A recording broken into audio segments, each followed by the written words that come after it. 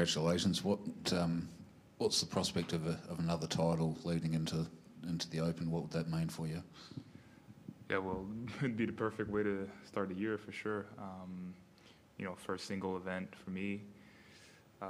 The plan, yeah, in the past I haven't played every time the week before Slam. I feel like the first years I would play more than, around 22, 23, 24, not as much, but the ranking being a bit lower nowadays, and have won a lot of matches in a row lately. I feel like the goal here was to just compete, play more matches, give myself a chance to win matches, and so far it's been good. And now there's one more to go. I know finals are always important, very motivating. So I'm gonna give it my all, and then after focus on Melbourne.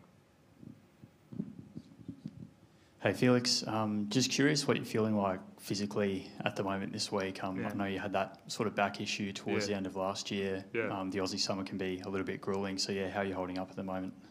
So far so good, but you do the work, you do what's in your control, between our preparation as a team, the treatments, the ice bath, the eating, the recovery, the sleeping, and after you don't control everything.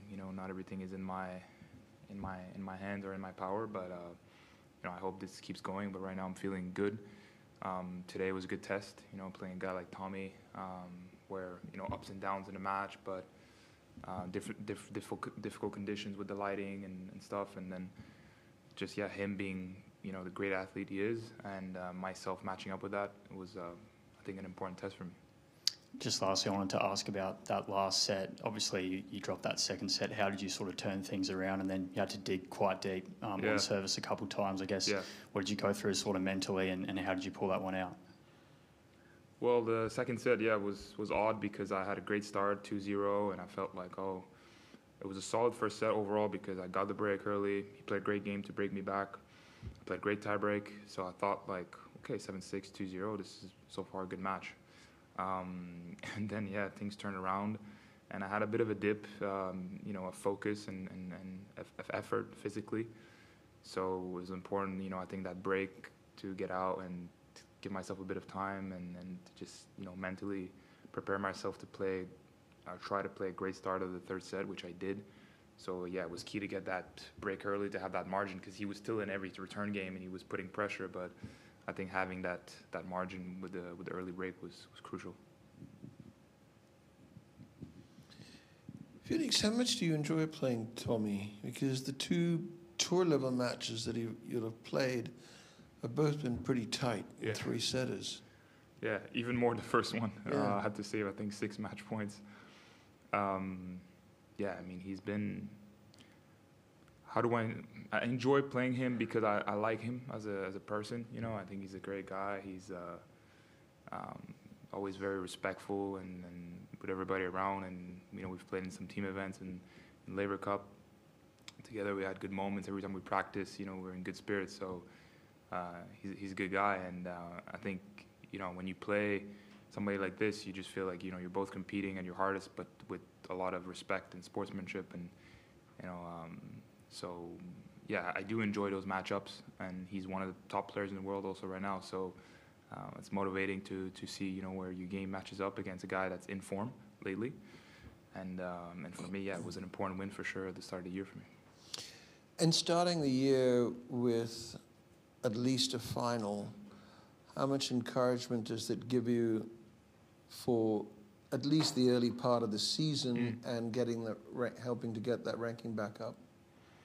Well, it's great. That's what I came here for, and there's one more to go tomorrow, and we'll see. I'm not trying to think too much ahead. There's still some tennis to play tomorrow, and then with the Australian Open. And we'll see. But I've been training well. I've been putting some good work. I think the off season was beneficial for me, and we've done some good work. So I trust that we will get rewarded, and if I do good things, if I play good tennis, and if I stay consistent, my ranking will get back up. But right now the focus is really on being consistent with what's in my control and how well I do my work. And when do you start considering Melbourne, you wait till the end of tomorrow? Yeah. Has it entered your mind at all as yet? Have you looked at the draw? I haven't looked at the draw. I don't want to know. So I shouldn't tell you. No, you shouldn't.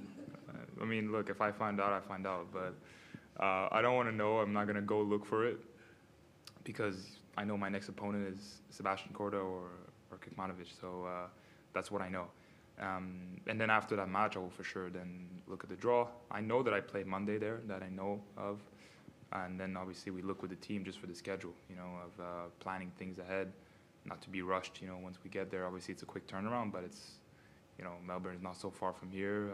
At least, you know, have matches that have rhythm. So the plan we know already. I mean, just to play tomorrow, try to win, and then Sunday travel there in the morning, get a hit late in the day there, and then just get ready for the Monday match.